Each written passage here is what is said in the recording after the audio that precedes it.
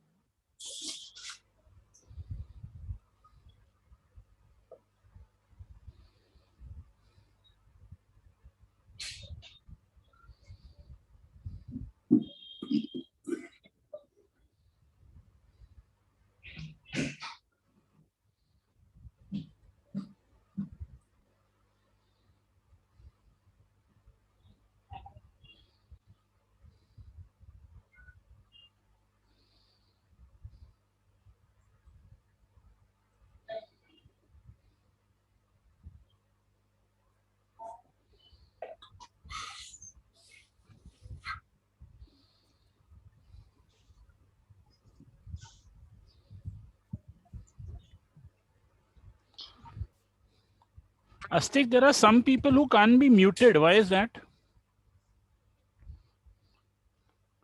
The mic is not connected. That's why. Okay. ठीक है. Maybe. Huh.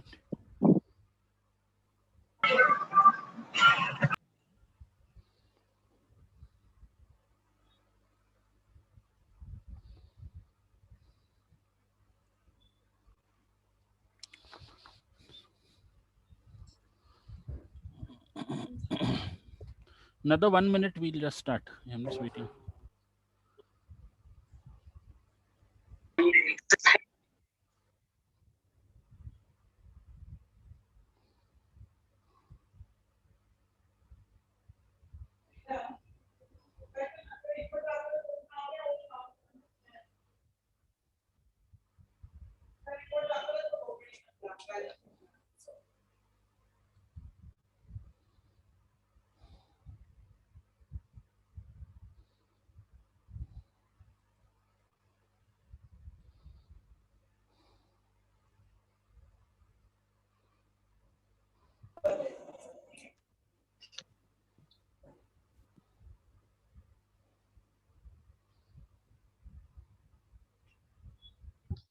Gada sir has joined.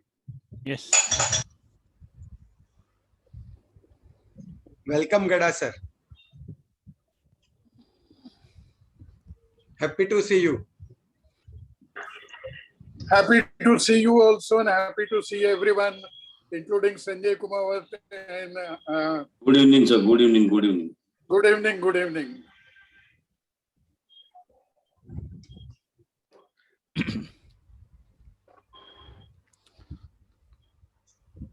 Avinash, which sir is in, quorum is complete. Good evening, Avinash. Good evening. Good evening, sir.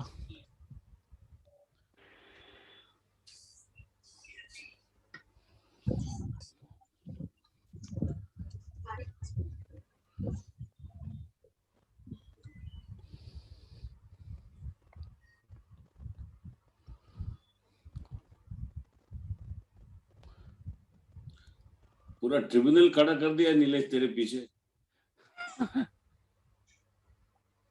I am in the main courtroom of the Supreme Court. I know. पूरा tribunal खड़ा कर दिया. I had been five to bench. this room. Yeah, 5 You had bench. been to this room. You had been to this room. I am currently in that room.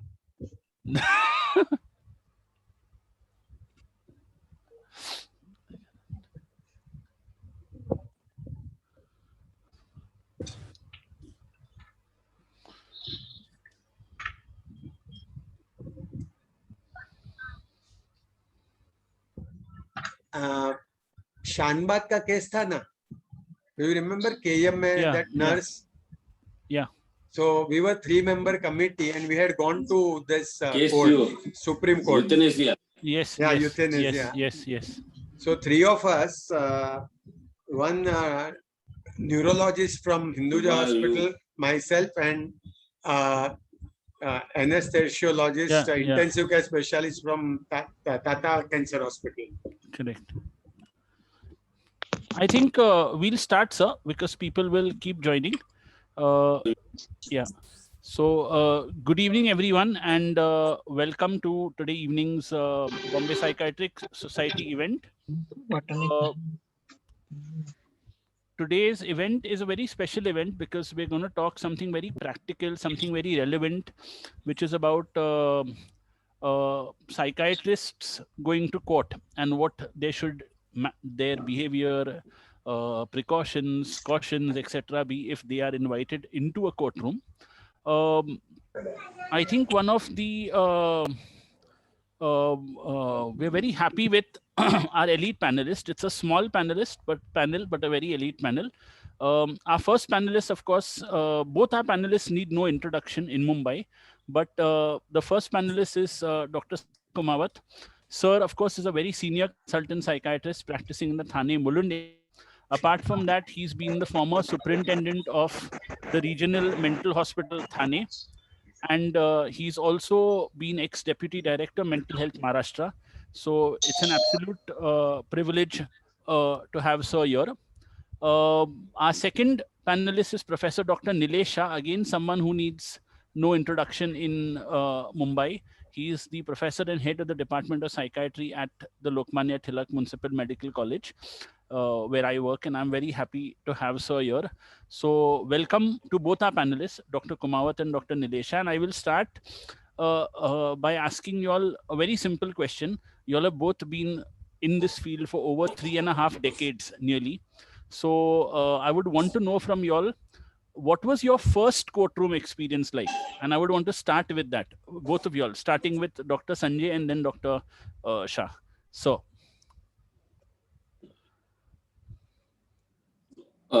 This was regarding a family matter.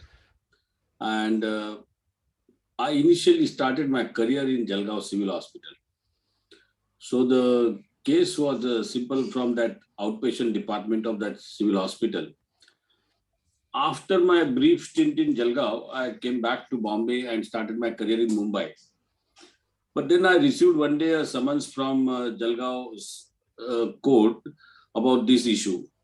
And this was a now family matter, that the patient, she had psychosis. She had been seen by me. And then the husband has filed a case about divorce. Now, when I had been there in civil court, so I smoothly entered into the trap of that advocate who was representing the prosecution. That was the husband. The husband said the husband wanted a divorce with the pretext that she has had illness right from beginning, which was concealed by the party, and that's why he wanted a divorce from her. At the same time, did not want to give her any maintenance, etc. And also wanted damages for whatever torture has happened so far. Now, so the counsel started asking me questions initially after brief introduction and all. And I was asked by the honorable judge about what was your findings. So I had a paper with me. Fortunately, the data record was there from the civil hospital registration department, and I started reading it. And at the end of the day, I gave my diagnosis as paranoid schizophrenia, right? And then they asked me a few questions. Here, the prosecution started asking me questions. What do you mean by this, etc., etc.?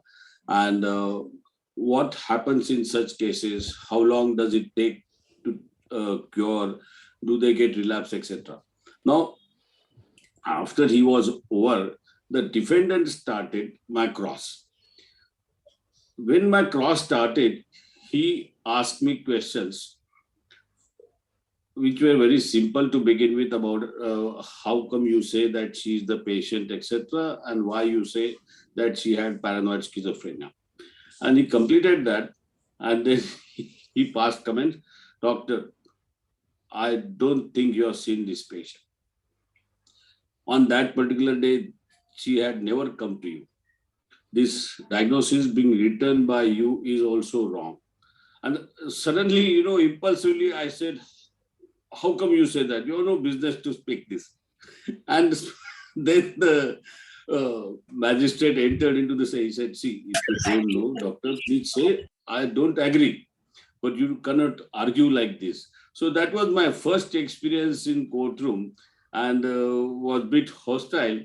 And of course, after the matter was over, the honorable magistrate called me inside, and even that advocate also came inside, and that was a very friendly discussion inside the chamber of that honorable magistrate.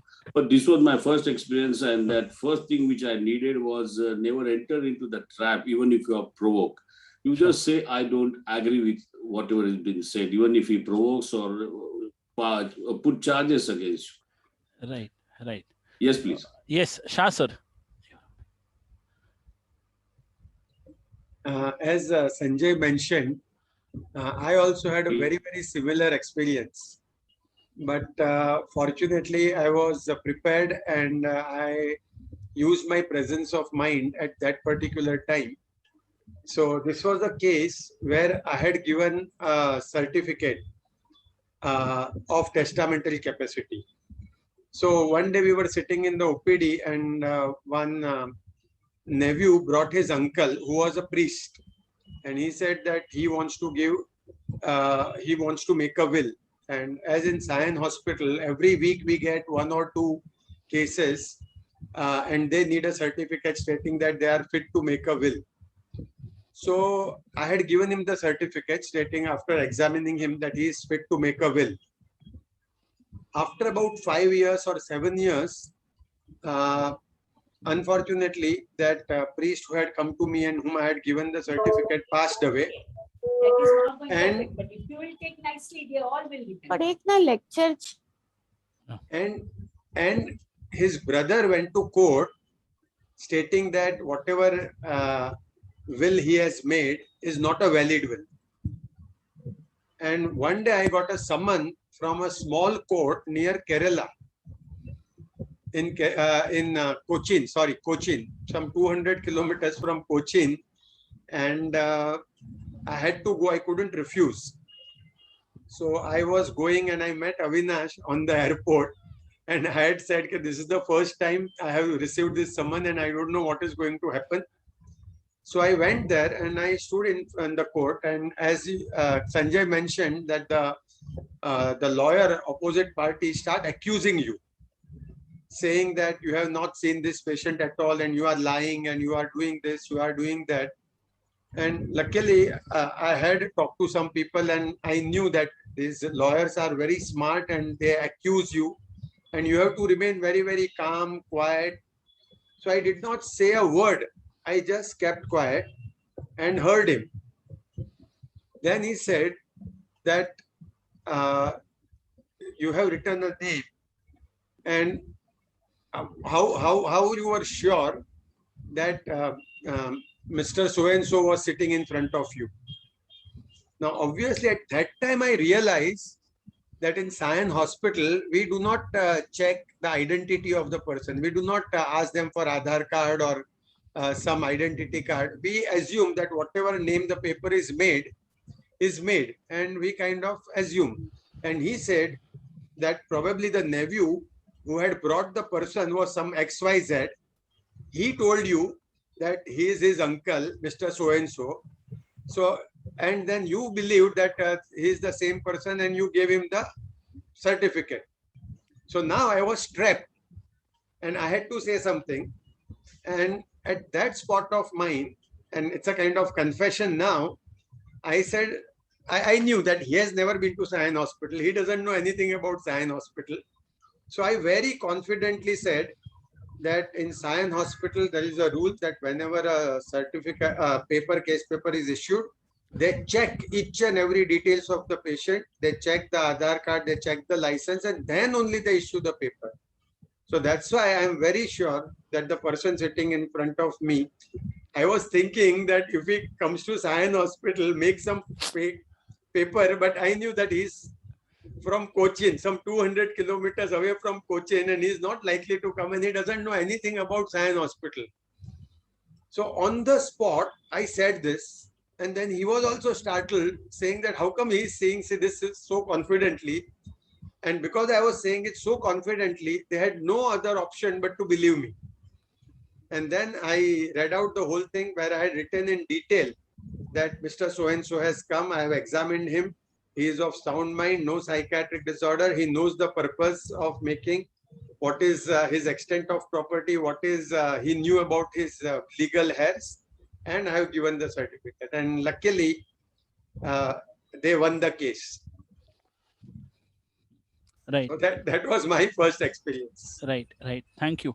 Now what I would want to ask both of you all, again, starting with Kumawat sir, is that as a private practitioner who has no experience about court, if you had to give 5 tips to maybe young practitioners, we have a lot of young practitioners who are attending, and of course a lot of us who are, I would say, in the middle of our careers, who are attending. So if you had to give us 5 tips. You're not audible. Yeah. No. You're not audible. Sir, I am audible. Am I audible? No. We can hear you, Avinash. We also hear you. Yes. Yeah. No. Can you hear me? Yes. Yeah. So if there are private practitioners who are 5 tips you said, yes. Yes. So 5 tips what they should apply in private practice so that if ever any court issues come up, they never will have to worry about anything. Yeah. Well, this time the law is crystal clear, particularly the Mental Health Care Act 2017 about the record keeping, and it is mandated both for indoor patients and for outdoor patients. The formats have been given by IPS and related organizations also for us, which data is essential for us to put in electronic health records. And then by this way, first and foremost thing is your records. Number 2 is if it is even a manual record, even if you want to cancel anything, just stroke by one line and still whatever been corrected, make it correct, write it in a neat, clean way. Generally speaking, if you have numbered the pages, that is good for you for future also. Second thing is that after having received the summons, if you receive a summons, honor the summons by accepting it. First, you need to accept it. Even if you are not free for any reasons, mention the reason, whether it is professional, whether it is personal or any other reason, please accept and then mention the reason if you are not in a position to attend the honorable, and write to the register of the honorable court and seek the approximate dates or month which you want.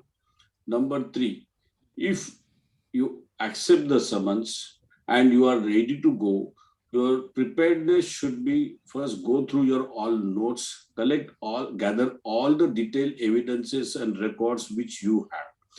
You need any studies, you need to go through any studies, go through it.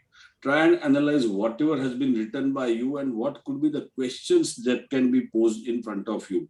This you can make out because you can, from the case in hand, you can make out that what could be the matter. If you can contact the patient or the advocate, do contact them and then inform them that this is what is happened. Can we discuss about the same? So your preparedness should be must. Reach there on proper date and time beforehand, at least hour before. Contact the public prosecutor of the court and discuss with him the matter. He will tell you what could be the questions posed further. And this is how you should attend the court of law. Nilesh, please. Yeah. As Kumawat said, that this preparation before going, and remember, it's an adversarial, it's not cooperative.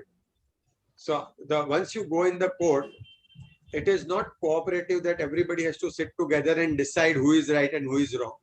It is adversarial. That means that you have to fight and they will try to prove their point. We have to prove our point. So that we have to keep in mind. And as Kumawat said, you have to remember and think from opposite party's point of view that suppose you have, if they have to prove you wrong, what questions, what arguments they can put forward and what answers you are likely to give. Because there are two possibilities. One, court has invited you as an expert witness. In that case, you are an expert and court will ask you what is depression, what is postpartum depression, what is schizophrenia. You have to give answer according to your knowledge. You are not favoring or not favoring any party. But if you are invited by one of the party, either accused or the defendant, then in that case, you will have to know and discuss the things with the lawyer beforehand. After entering the court, you have to be very relaxed, take deep breath, and never be in a hurry to answer. You have to go and stand in that cubicle, that courtroom thing, and you go Witness and box. stand, witness box. Yeah, you have to go and stand in the witness box. Take your time before you answer.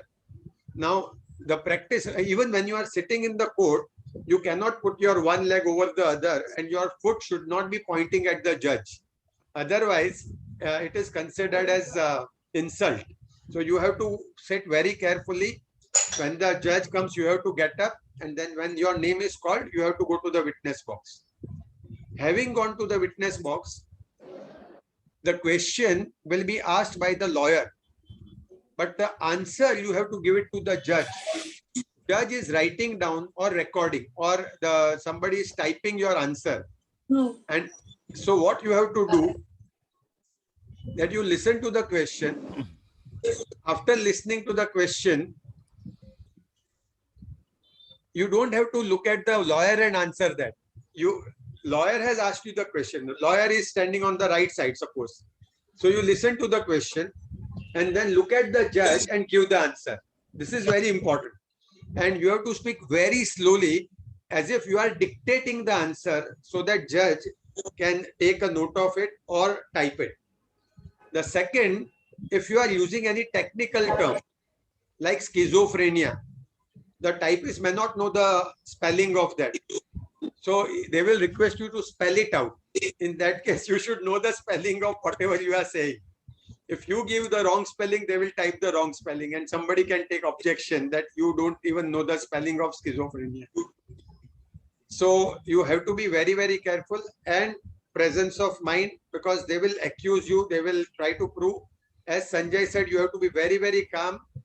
You have to be very careful. They say you are a liar, you are helping, you are cheating. They will give you all excuses. And you have to remain very calm, not to fight, not to argue, and look at the judge and say, I do not agree with him. Simple. Right. Thank you. Well, Kumawat sir, this is a question. In fact, when you are appearing in the High Court, address the Justice as my lord. When you go down to the District Court, address them as your honor. And when you go down to the Taluk place, you address them as sir. So this is a thing which you need to remember. Yeah. Right. Well, sir, I have another question for you, Kumawat sir, and this is a question that, many a times in private practice, what happens is police complaints are filed against patients. And then, we have a police inspector or somebody from the police station who either asks you to come down because they want your statement to be recorded, or they come to your clinic, to record your statement. And they may at that time tell you that this complaint has been filed and we want to have a copy of the patient's papers and whatever. And so at that time, what should be, the stance of the psychiatrist? I mean, should he give papers, not give papers, or should he say that, when the matter comes to court, call me there, I will probably, come there and answer, or I mean, whatever, because many a times what happens is things can go wrong at any level. So I said, I'll just ask you. Yeah. When it comes to such matters, first thing, your attitude matters. It depends on the matter in which the police has called you. Correct. If you suspect that they have called you related to your treatment and possible charges of negligence from your side or from your nursing home or hospital side, yes, you should not show any attitude. If it is for the purpose of their interrogation for that particular case which has happened into the civil society, well, in that case, if they ask you to come to the police station, you may take your own sweet time, or you can straight away tell them to come to your clinic for the statement. So this is most important. If your problem or your hospital problem, well, if they demand, go down to their place, because we don't want any further harassment thereafter. Number two, then they ask you for the record. Now, this record is for the purpose of interrogation into the case. Here again, you have a proper relative or the caregiver of the patient. If the patient has capacity, he himself is also there. What kind of interrogation is going on, depending on that, you should give the record to the patient, to the police. Now, there are certain things again, as we don't have district mental health review boards, if tomorrow they need any sensitive record, we can ask them to come through the district mental health review board, and then we can give the record to them. Till then, we should not give any record to them. If the public prosecutor comes to you, the same procedure should apply. So I think that should be the procedure in giving the record to the police. Right. Yes, Nilesh. Yes, we have tried to be as cooperative as possible to the police. So whenever police comes, we respect them. We ask them to sit down. What usually happens is that one of our patients has created some ruckus, some crime, something wrong he has done, and he has fought with somebody, and the police has arrested him. And usually the parents or relatives of that patient comes to us and says, yesterday he became little violent, he hit this person, or he broke something, or he was arrested by police, and we want certificate stating that he has a psychiatric disorder, and police wants a statement from you. Sometimes, so we are always cooperative, and if the patient's relatives have the proper papers, then on the basis of that paper, we always give it in writing, stating that this is to certify that this person so and so had attended Sion Hospital Clinic on such and such day. He was seen by so and so, and he had a diagnosis of schizophrenia, and it is likely that whatever behavior was part of his illness, so he should not, he is not responsible for his so-called crime, and psychiatric evaluation and treatment should be given to him. So instead of arresting him, please send him to the Sion Hospital, will admit and treat him. Right. So we are always for our patient and our relatives, we go out of our way to help them.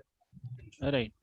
Kumawat sir, there's another question, because I think this is, very important issues which come up, that, sometimes relatives come to us and say that, we want a certificate because the patient cannot, the signature is not proper for the bank, or, he's not able to sort of manage finances. Is Kumawat sir there? Can you hear me? His screen appears frozen. Very much. Yeah. Okay. So sometimes they may come and ask Yes, that, yes, the signature. I can hear you. Yeah, signature isn't proper for the bank. So, can you certify that, because either he's had developed some tremors, something like that, and they come to us, or they say he can't manage his finances and he is 80 plus, and, we know he can't manage. Now, in such cases, should we issue a letter, not issue a letter? That's an important question, which, yeah. Fortunately, again, in this new Mental Health Care Act, there are provisions of nominated representative. Now, such things used to happen quite often in mental hospital Thane, where sometimes they would demand, they just have come for visiting the patient. And then during the conversation, then suddenly they would come out with some papers, some documents, financial documents, etc. would take sign and try to disappear. But for our alert staff, support staff, that we would catch them. This is quite often in kind of a general health care unit in mental hospital or government hospitals. So in current Mental Health Care Act, the provisions are he needs to be a nominated representative to number one. To take such signature, capacity of the patient has to be there. If the patient's capacity is not there, and then informed consent of that patient is not there, then the nominated representative can apply for such kind of signature or to make him invalid from any kind of financial things. But again, in such a case, one is to withdraw money. It's a one-time transaction. Well, here again, we take his application because he has been officiated as nominated representative by the patient himself. So we can allow him. But if it is a lifetime invalidation, etc., we need to ask him to come through the District Mental Health Review Board, and we should not allow him. If the patient has a capacity and he gives an informed consent for the same, the patient can sign at that particular moment. Right. So this at that particular moment, we need to document on paper. Yeah. Yes, Nilesh. Yeah. See, currently what is happening that most of our patients have no nominated representative. So usually one of the caretaker who has been bringing the patient to us comes to us and says that we are taking treatment from you for my father. My father has developed tremors and he is not able to write. Or you have suggested that he has developed dementia and as a result his signature has changed, or he is not able to take care of his financial affairs. In this kind of situations, we always give certificate stating that this is to certify that Mr. So-and-so has developed dementia and as a result, he is unable to take care of his financial affairs. Or patient has developed Parkinsonism and as a result, he has developed tremors and he is not able to sign, his signature has deferred. Now, what we do is state the fact. We do not tell that what the bank should do or what some other party should do. That I don't do. Means I do not say that please allow his son to take care of his affair. I only state the fact that he has developed dementia. He has developed tremors and he is unable to sign. He has developed dementia. As a result, he is unable to take care of his affairs or his signature may not match. So that certificate, which I am very sure about, I always give. Now, how to use that certificate and whether to believe that certificate and whether on the basis of that give authority to someone else is not my business. That the bank people has to decide or whomsoever is concerned has to decide. But we always give a certificate stating the fact that this person is having dementia, this person has developed Parkinson's disease. It's like under treatment certificate.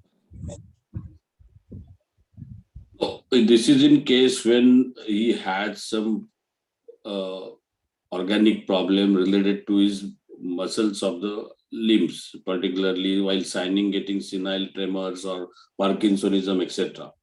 Or the question is about the cognitive function deficit and then banks signing, mentally making him invalid. In such a scenario, if you still till the nominated representative thing has not come, in that case, you take the caregiver's application, attest and notarize it, ideally speaking, attested and notarized, keep it on record, and for one-time transaction, you can give the signature after informed consent is opted. Right. Yes, Right. please. Yeah.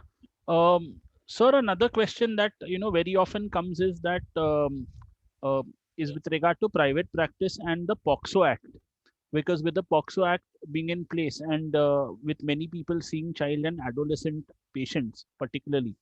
Now, there are two questions. There are two questions here. One is that if you do get a child and adolescent patient where, the parents reveal to you that some kind of sexual abuse has happened.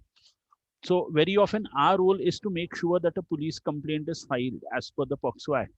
Now, the thing is, what should be our method of approach in such cases, that to ensure that this complaint is filed? That is one.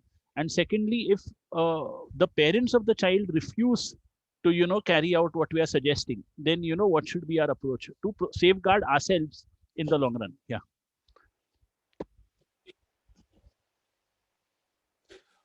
Since it has been mandatory for us to put it on record, such things, well, we put it on record that such and such thing has happened.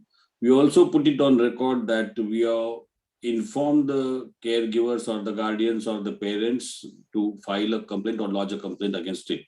However, the law goes beyond this and tells that if they don't, you are supposed to, and if you don't, then you are party to the crime. That is what the law interprets. So in such a scenario, all you do is write on paper that you have informed and awaiting their action, a reply for this, or acknowledgement for this action. Once you write this, you are open. That means you are awaiting. The issue is not closed. And in such a case, you are playing a safe game. I remember, Avinash, you have a rather interesting case from your side to tell. Yes. I hope you will able to tell this, because this is very interesting case. Similarly, recently, I think with Dr. K.C. Chawda also such a case happened. Right. Avinash, first your case, please. Well, I remember, I had seen 2 children, of course, who had history of sexual abuse for many years. And they were brought to me when they were adolescents. So I had documented everything. I had, in fact, written on paper that, to the parents, took the parents' name, everything written that, they've been informed about this and they've been told to file a police complaint immediately and inform me of. Which year you can say? This was, I think, around 3 or 4 years ago.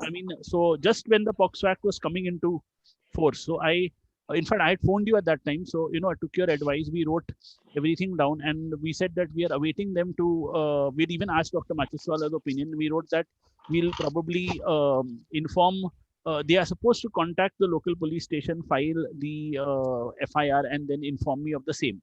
So nearly around 4 years later, 3 years later, what happened was I received summons from the POCSO court regarding that matter. So one thing which I will mention here is when I went there, the first thing that, the lawyer of the accused asked me was that, why didn't I myself file the complaint, So I told them that this was a letter and it was signed by both the parents, and I had the letter there, and that they were told to, send me a copy of the FIR. So they asked me, did I receive any copy? I didn't receive, but they said, I told them I had, told them to file. And also the judge said that he has already done what he is supposed to do. You can't expect the doctor to personally go to the police station and, file the FIR or whatever, but he's already done his job. So, but then, the lawyer, I remember, asked me very funny questions that, did you phone them and find out? So the judge had a big laugh and saying, which doctor phones his patients and asks them, have you done this or whatever? He normally advises and then goes, about his job. And so that, those were things which were there. But then again, what I realized there is that primarily yes, no answers were, what worked very well in my favor, because I didn't have to, give elaborate descriptions or whatever. And in fact, one thing which was very important was he asked me, will you be able to identify the patients if you see them now? And I told him that, he told me, why haven't you kept a photograph of the patients? And I said, I normally don't ask for a photograph and, keep it in my record. So even the judge agreed that no doctor can, ask for a photograph of the patient and keep it in his record. It's not mandatory at all. And though he has written records and the full history is written, so that's more than enough. So he even told me that, can you identify them face-wise? And I said, I have seen them nearly 4 years ago. And if they have transitioned from, say, 11-year-old to 16-year-old, sometimes I may not be able to identify them, which I said is my honest opinion. And the judge agreed. He said, yes, if you've seen the child when he was small and now you're showing him the children in adolescence, he may not be able to identify them if he hasn't seen them in between. So these were some experiences which I had. Over to Dr. Shah. I think we had a big discussion on this. And after that, this is about, 10 years back when we had a meeting And just after the POXO Act, we had a meeting. And after that, I have asked this question to number of psychiatrists, number of pediatricians, number of family physicians, and many other doctors, that have you, after coming to know about the sexual offense against a child, reported to the police? Because we are supposed to report. As Kumawat said, the law is very, very clear that as a doctor, you are supposed to report. If the parents wants to report, that is a different thing.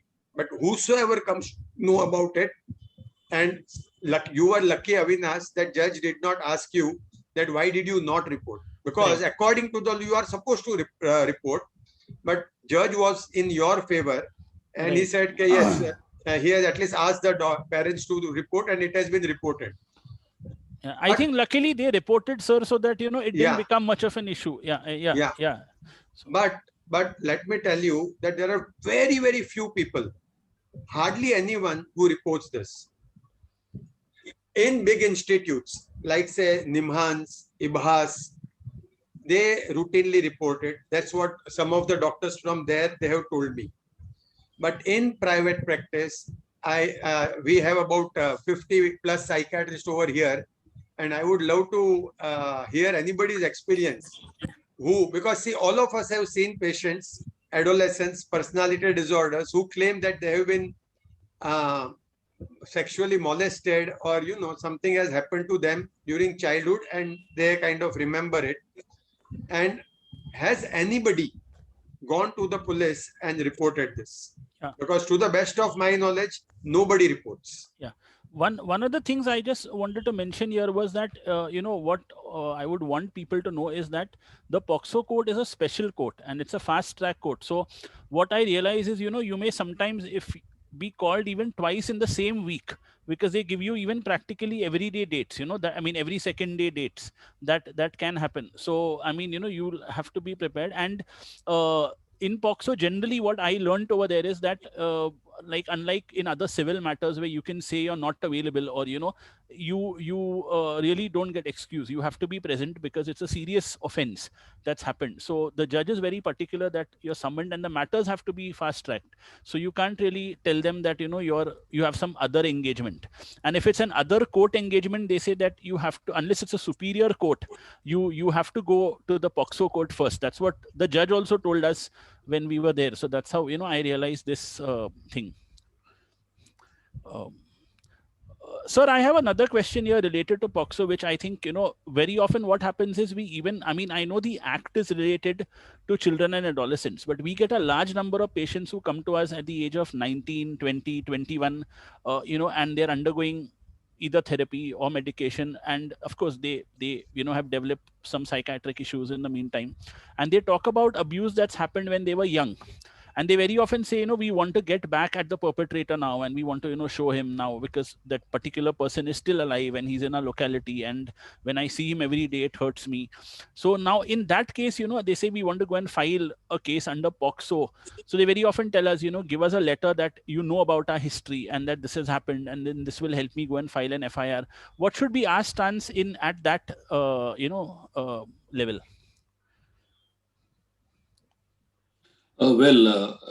Irrespective whether we have on record the history written or not, the POXO Act, it says that it takes the client's version as it is and is given a lot of weightage.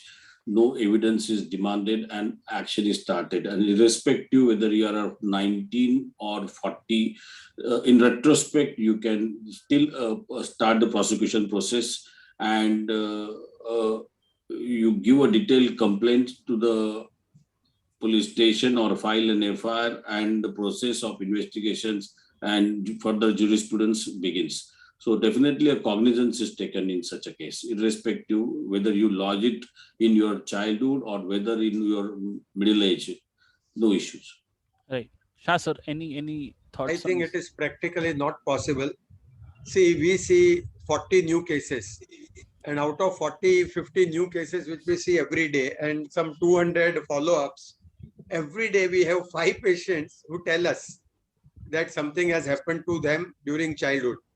And if I'm supposed to report these 5 cases to the police station every day, then I won't We be are doing not supposed anything. to report. They are supposed to go. No, as a psychiatrist, as a doctor, I am supposed to report it to the police. The law is very clear.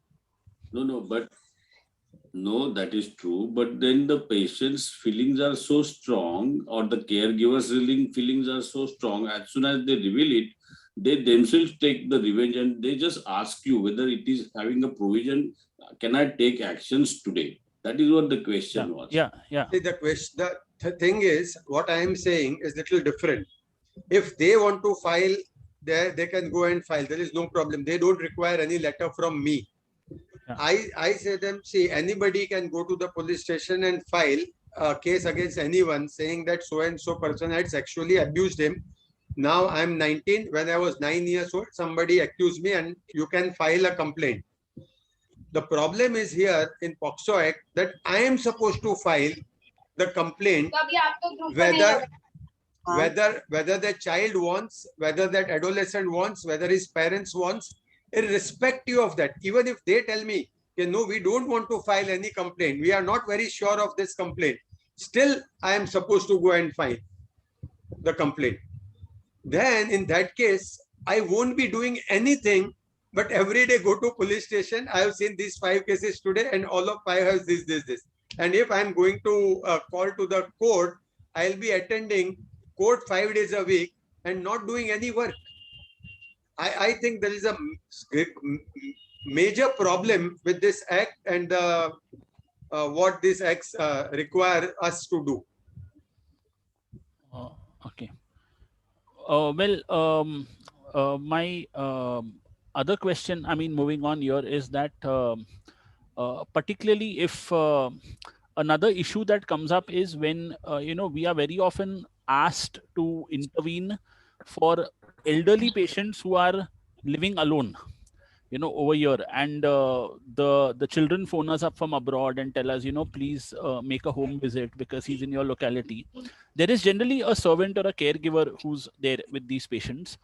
And then very often, of course, we start these patients on, either some treatment or something or whatever. Now, the key issue that happens here is that in such cases, how, I mean, what should, be our approach, particularly if, we are called to see patients who are staying alone, and then later, a certificate is requested. I think Kumawat sir is just joining back.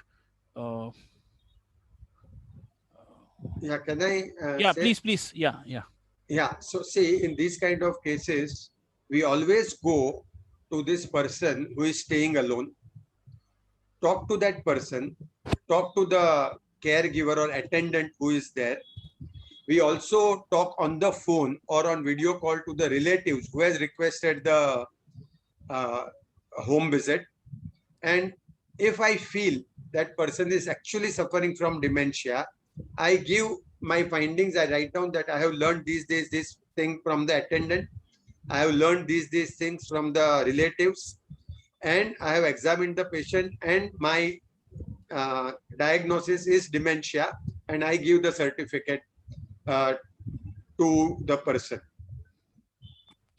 Kumawat sir, yeah. Okay. The question was that we are very often called upon to see elderly patients who are living alone, and they have either caregivers or servants or other people who are looking after them. And then the children are abroad who are in touch with us on the phone.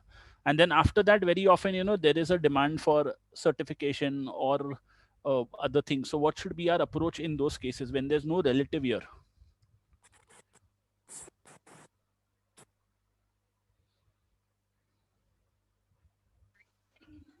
So voice is not audible. I just came to know that it's a visit to a senior citizen. Yeah, who's staying alone. Caregiver is non-related, but support staff, you may call him, who has been kept for his care, and you are supposed to visit and give your opinion, right? Yeah. So, and sometimes when the children who are abroad ask for a certificate. Sorry, what certificate? Children who are staying abroad may ask you to then issue a certificate of, fitness, unfitness, whatever. Certificate of, sorry? Of mental fitness or unfitness, in general. Mental, what? Hello? Yeah. So certificate of fitness, whether he's mentally fit or unfit in general.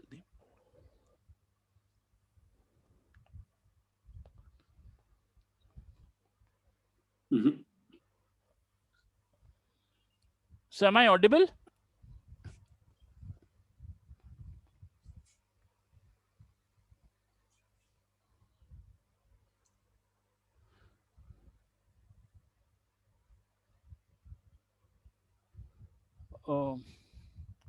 Okay, so I'll come back to you, Shah sir. We will.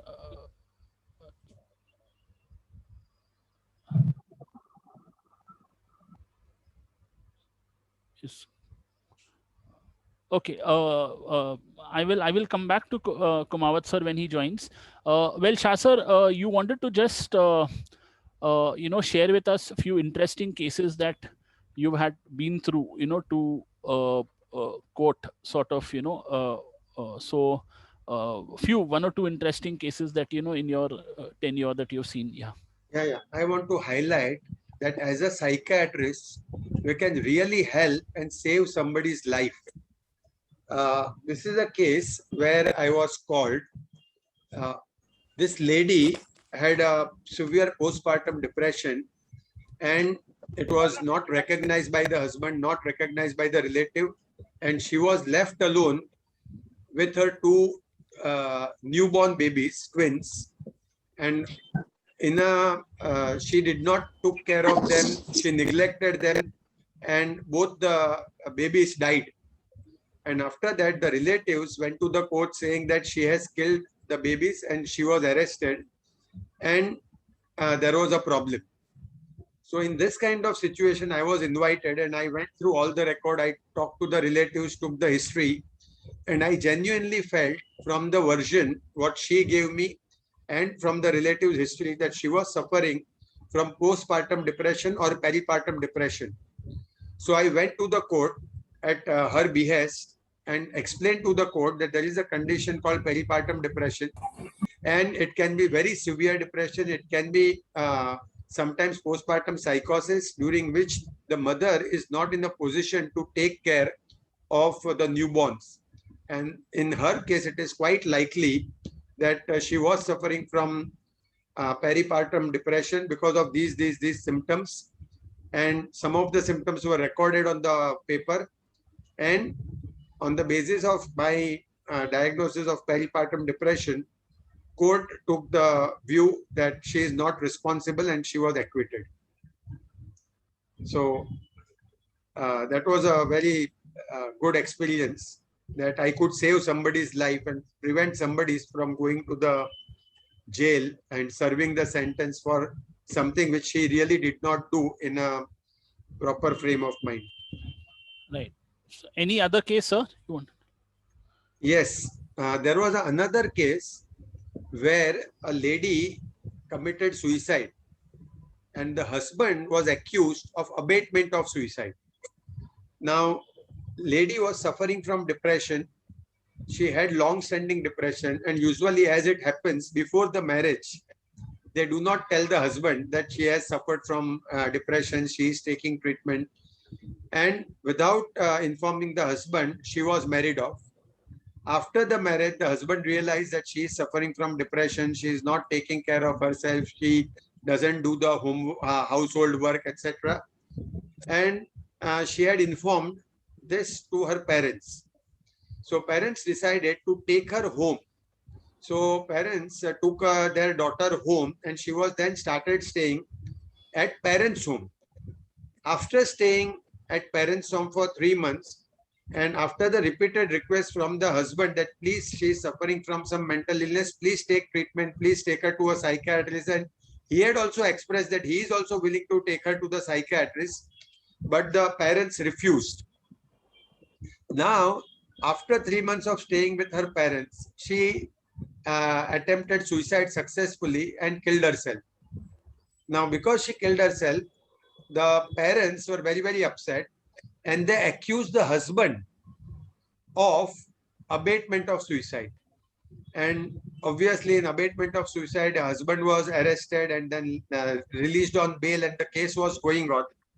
And there again, I was asked to go. And then I gave my honest opinion that yes, she was suffering from depression. She had depression because I had seen certain papers which was before the marriage. So I said before the marriage also she was suffering from depression, and she should have taken the treatment. The parents should have taken her to the psychiatrist. Parents should have informed the husband about that, and husband had also requested parents to take her to the psychiatrist, but all somehow treatment was not done. And then for 3 months she was staying at parents' home, and she has killed herself because of severe depression. And there is no way that husband is responsible for this depression and her successful suicide attempt. Yeah. And on the basis of this thing, husband was acquitted. No action was taken against the husband. Right. Well, Dr. Kumawat is also with us, and I think one very pertinent issue that I want to sort of bring up, and I think I think Dr. Shah sir and we wrote about this some time back, is that what should be our approach medico-legally, particularly if we are treating medical professionals or colleagues who come to us for an opinion. Of course, the dynamics are a little different, government hospital versus a private setup. But I will start with Kumawat sir, that if we are treating medical professionals or doctors, particularly for psychiatric issues, are there any specific things that we have to keep in mind, particularly?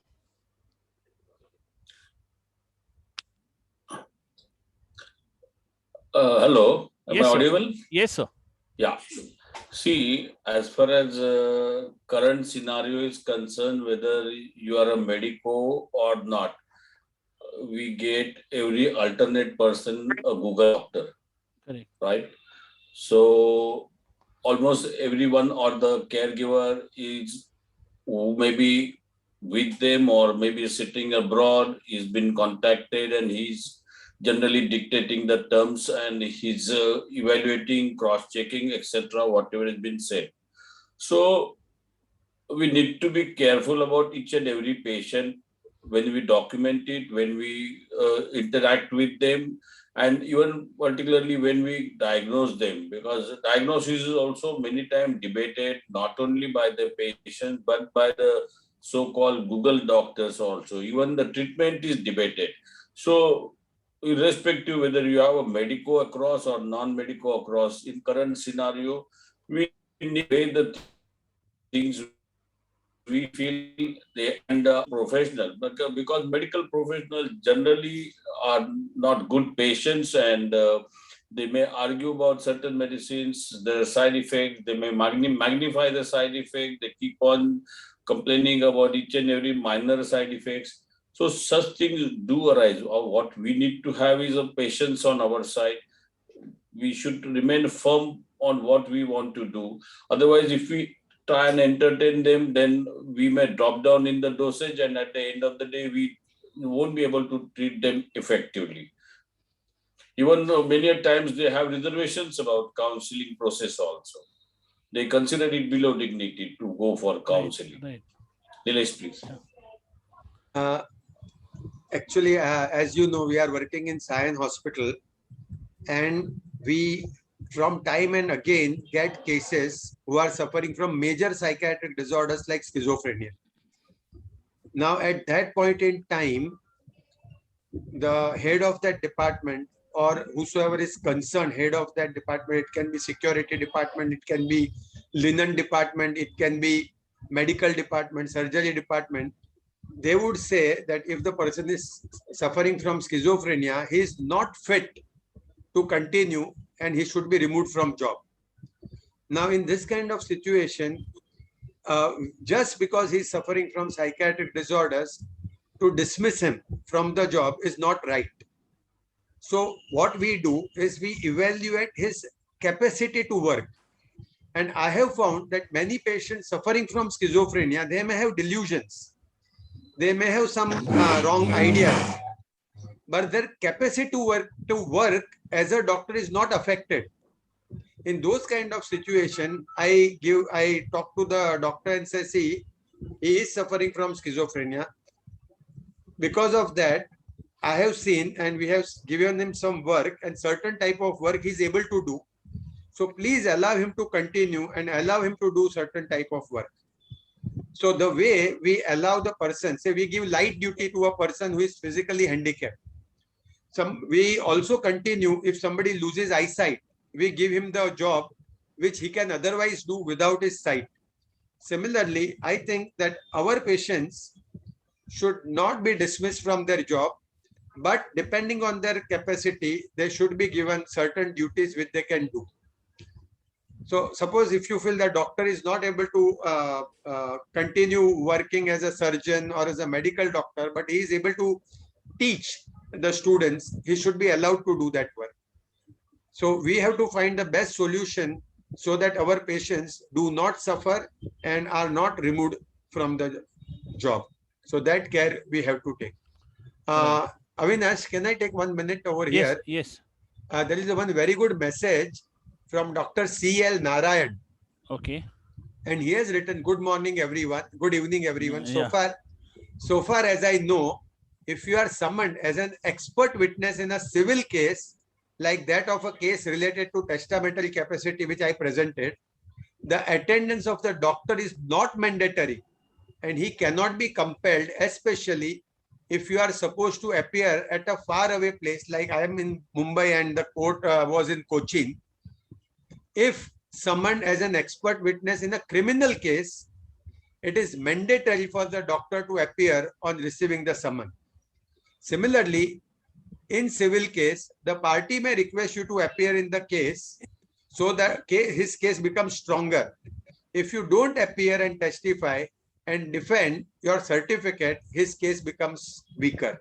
So I think this is a very good advice from Dr. C.L. Narayan. Right. Okay. I think, Ma'am, if there are any questions from the audience, I mean, I would be very happy for them to type it out. And then, we'd probably take a few questions. We have another 10 minutes or so before we wind up. 7 minutes rather before we wind up. So someone has asked, someone has asked whether, how do you differentiate between antisocial personality disorder and a terrorist if any terrorist or criminal is admitted to a hospital? Kumawat sir.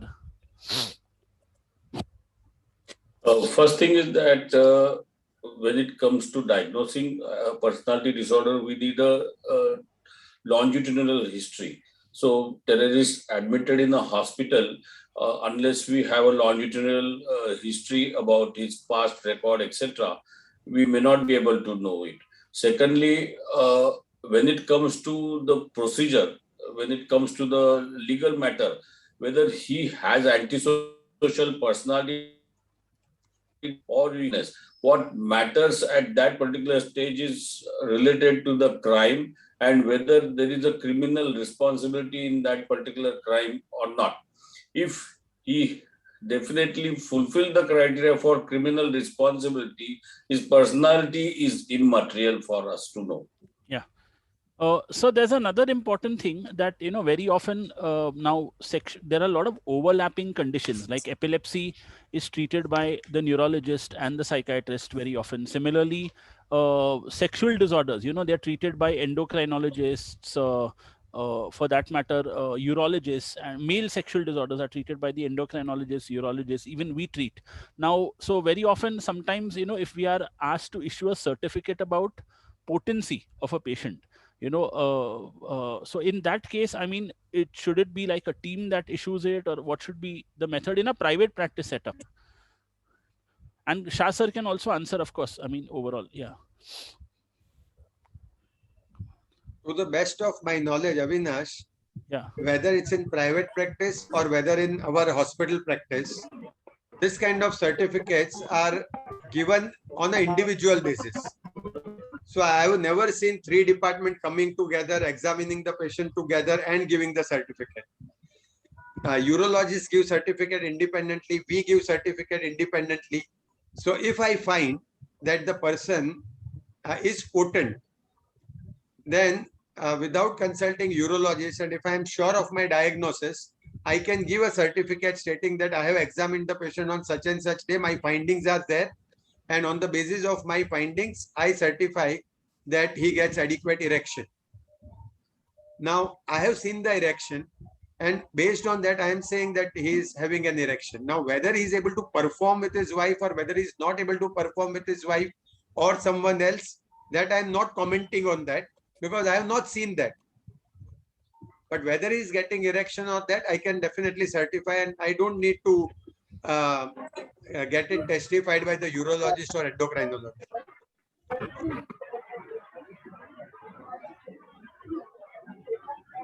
Yeah.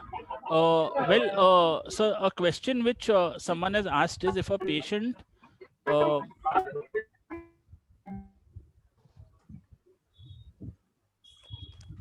one minute. If a patient wants to harm someone, like his ex-girlfriend who is not in the same town, then are we supposed to inform that person, or only the family or of the patient would suffice? We have to inform both. Ideally,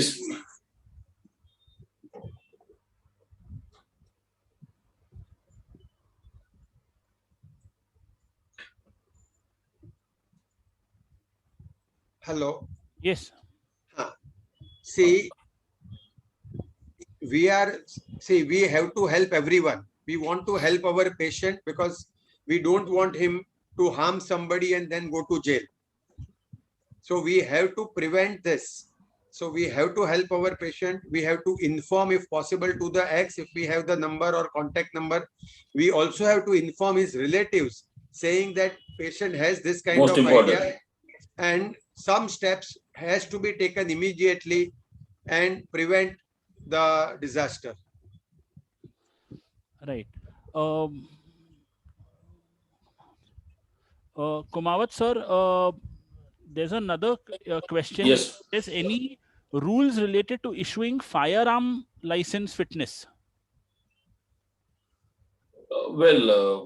Possession of firearms needs a full-fledged mental capacity. So the person's past history, the present mental status examination, thorough objective data related to his mental illnesses or even for his substance abuses and personality profile. All these things contributes towards his behavior and the mental status examination at that particular moment. Based on this, one need to give a certificate that whether he has a capacity and whether he can. If he has a past history, either of a mental illness with a repeated attacks, or he has a past history of any kind of impulsive behavior, you need to put it on record, and then accordingly you can refuse it, because being an impulsive person, he may interact in such a manner that it may lead to hazard or he may harm somebody. So you have to put it all these things into your certificate. There are no rules as such. It is about on individual case basis. Right. I'll start with Shah sir here for the next question. That suppose we have to give a certificate to a patient and we're not sure about diagnosis, because we're probably not sure whether it is A or B or whatever, and we know that the certificate may go to court. Then what should be our procedure in issuing such a certificate? We can always mention on paper and on certificate that we are not sure about the diagnosis, but on the basis of certain symptoms, these are the differential diagnosis which we are thinking about. Our primary intention is to help the patient, and irrespective of the diagnosis, treat the patient. So even if we are not sure of the diagnosis, on the basis of the symptom, suppose he is complaining of insomnia, and we can help him to have a good sleep, irrespective of diagnosis, we should help him. Yeah. Kumawat sir. Well, absolutely rightly said, because the judiciary is not interested in the diagnosis. You can write provisional diagnosis, every time, even if you give a diagnosis, they ask you, what do you mean by this and what sign symptom they have.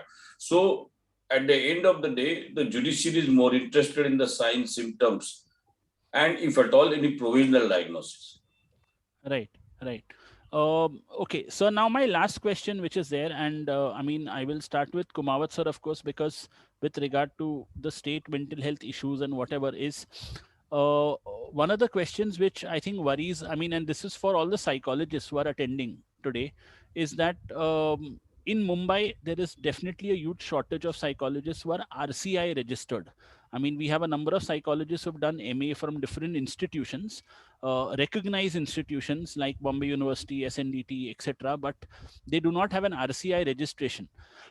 And the concern here is that you know, in case I don't I think we've lost her. No, Kumar sir is there. In case you know, tomorrow any court Go matter, ahead. yeah, in case any court matter arises, you know, can they be pulled up because they don't have an RCI registration? See, thing is that the RCI registration as per the Act is essential for you to be labeled as mental health professional. Right. And then once you are labeled as mental health professional, you are empowered with the duties of admission, discharges, etc. within the mental health care facility. But to act for psychotherapeutic and other purposes related to the allied therapies, you are qualified enough, number one. Right. And as long as whatever procedure and whatever therapies you give to the patient, you must write and keep a EHR, that is electronic health record of the same, for the duration, for the process, and brief interactions or advice which you have given to the patient and the progress of the patient. So this is must. Right. Avinash, Yes. there is one more sharing from Dr. C.L. Narayan. In applying for firearms, the applicant has to give number of information in his application. If any information is suppressed or wrongly submitted, the license may be impounded and the person may be criminally prosecuted for giving wrong information. Psychiatrist is involved if he is required to examine the person for this purpose. Okay. So before we end, any last words that you would like to say? Shah sir, we start with you. Yes, we have to work in a close liaison with the judiciary. We have to go all out and help them for our patients, for caregivers of the patients, and we should see that no injustice happens to our patients just because somebody doesn't know about their psychiatric disorder. So I think we should genuinely, honestly go and help the judiciary and use the best use of our knowledge and go out to help them. Kumawat sir, any last words? Well, the law is there to regulate the behavior, to implement the policies, to safeguard the rights of people with mental illness, and to give them a proper justice by dispensation of the justice through the judicial process. Now, in either way, in these multiple dimensions, you are supposed to play some vital role, and you should not be by any chance avoid to play this vital role. Rather, you should responsibly take this forward and be a part of the judicial process, because definitely that will help us for us to grow and also to preserve the rights of the people with mental illness for which we are there. Right.